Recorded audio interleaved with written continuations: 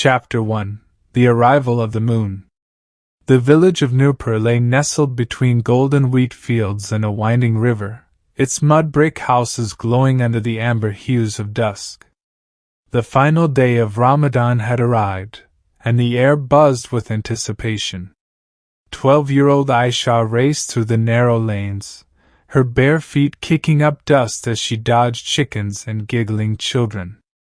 She skidded to a stop at the edge of the village square, where elders sat on charpas, sipping cardamom-infused chai.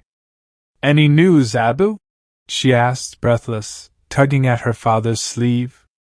He chuckled, ruffling her hair. "Patience, Beatty. The moon sighting committee hasn't returned yet." Aisha bit her lip.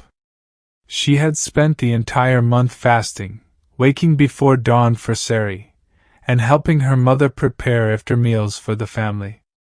But Eid was different.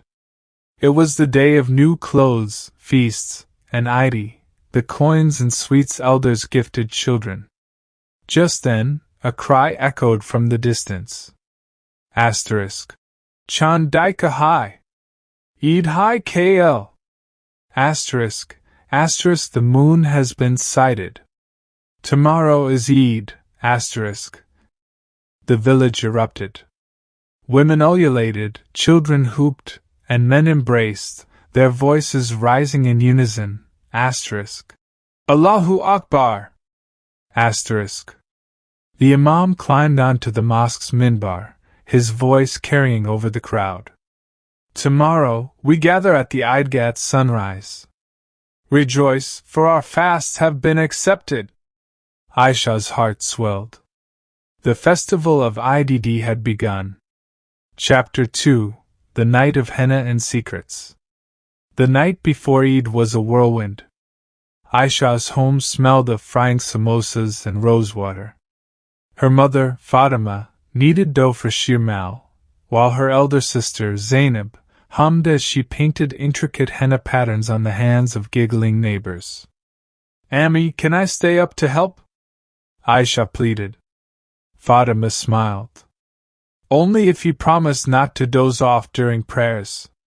As the night deepened, the village buzzed with activity. Men strung up fairy lights between houses, while boys practiced their takbir for the morning.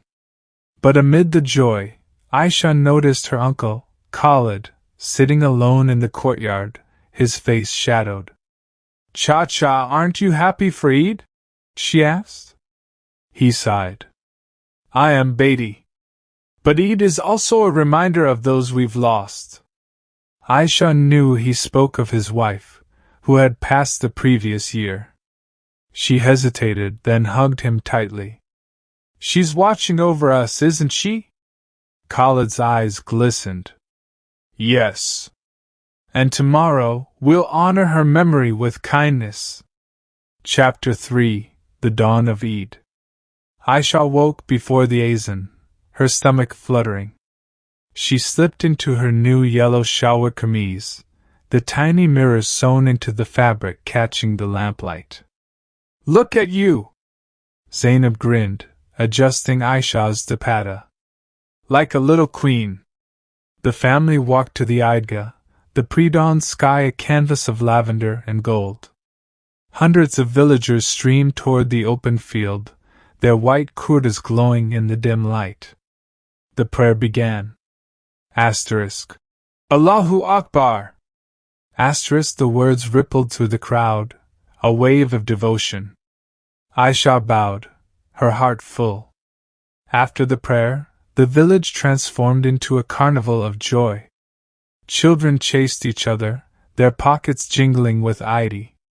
Women exchanged boxes of sweets, while men embraced, old quarrels forgotten. Chapter 4: The Feast and the Forgotten Guest. The feast at Aisha's house was legendary. Platters of biryani, kebabs, and halim covered every surface. Relatives poured in, their laughter shaking the walls. But amidst the merriment, Aisha spotted an old woman sitting alone under the neem tree, Farida, the widow who lived on the outskirts of the village. No one had invited her. Aisha's chest tightened. Eid was about sharing, yet someone had been left out. She grabbed a plate, piled it high with food, and walked over. Dottie, please join us. Farida's eyes widened. But I wasn't your family today, Aisha insisted. Word spread. Soon others came, offering sweets, a new shawl, even coins. Farida wept, her trembling hands clutching Aisha's. This is the true spirit of Eid. Chapter 5. The Shadow over Celebrations. Just as the festivities peaked, a scream cut through the air. Asterisk. Fire! The Rashid's house is on fire! Asterisk. Chaos erupted. Villagers sprinted toward the blazing hut, buckets in hand. Aisha froze. The Rashids were her friends. Without thinking, she darted toward the flames, but her father yanked her back. Stay here! The men formed a chain, passing water from the well. After what felt like hours, the fire died. The house was ruined, but the family was safe. As the Rashids stood in shock, the village rallied. We'll rebuild, the Imam declared. And until then, you stay with us, Aisha's father said firmly. Eid wasn't just about joy, it was about standing together in hardship. Chapter 6. The Moon of New Beginnings. By nightfall, the village was quiet again. Aisha sat on the rooftop, staring at the crescent moon, the same one that had heralded Eid. Her father joined her. You did something special today. She shrugged. Farida Dadi deserved to celebrate too. He smiled. That's what he teaches us, to see those others overlook. Below, laughter echoed as children lit sparklers. The scent of sawayan lingered in the air. Aisha closed her eyes, memorizing the moment. Eid had come and gone, but its lessons would remain. Chapter 7. The Forgotten Eid Clothes. The morning after Eid, Aisha woke to the sound of rain tapping against the clay roof. She stretched her arms, still smelling the henna on her palms from last night's celebrations.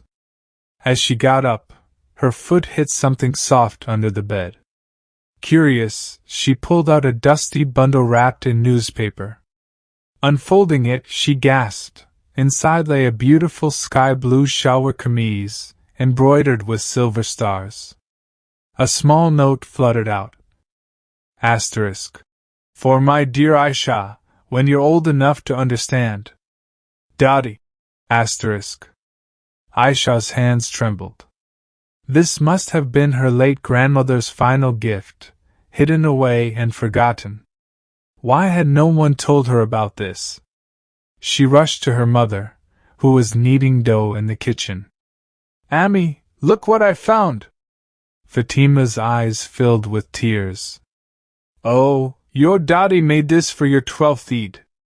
She passed before she could give it to you.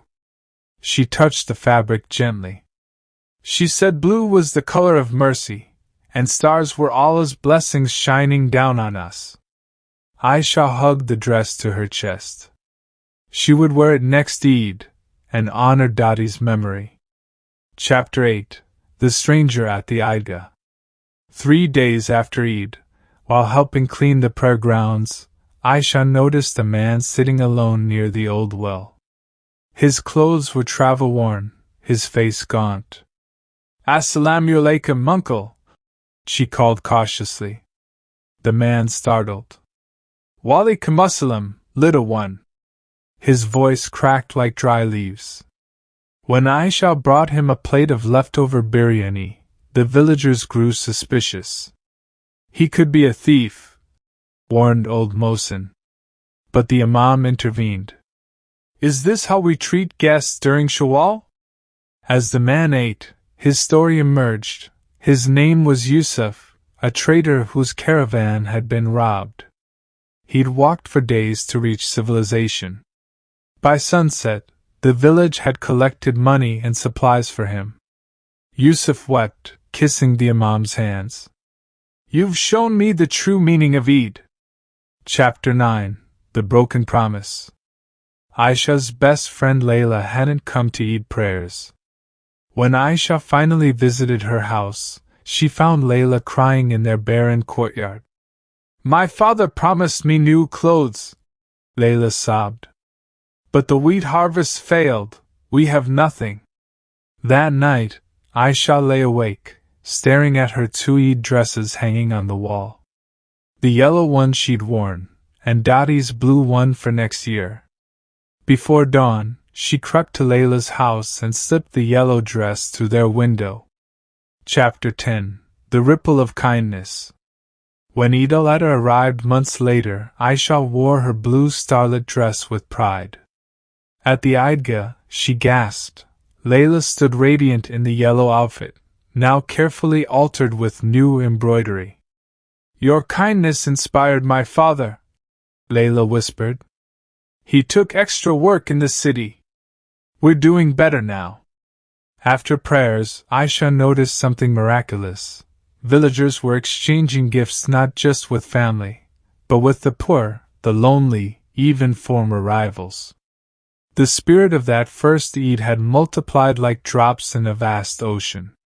As the call to prayer echoed over the fields, Aisha understood, Eid wasn't just a day. It was a light they carried all year. Epilogue: The next crescent moon. On the last night of Ramadan the following year, the entire village gathered at the hilltop to sight the moon. Aisha, now 13, held her mother's hand as they searched the twilight sky. When the cry of "Chand Daika Hai" finally rang out, she didn't immediately cheer. Instead, she turned to see Yusuf the trader, now their village teacher, helping little children spot the silver crescent. She saw Layla's father distributing sweets to orphans. She saw Farida Dadi laughing with friends who'd once ignored her. The moon's curve seemed to smile down on them all. Eid was coming again. And with it, another chance to love, to forgive, to become better than they were. Aisha whispered, "Alhamdulillah," as the first fireworks painted the sky.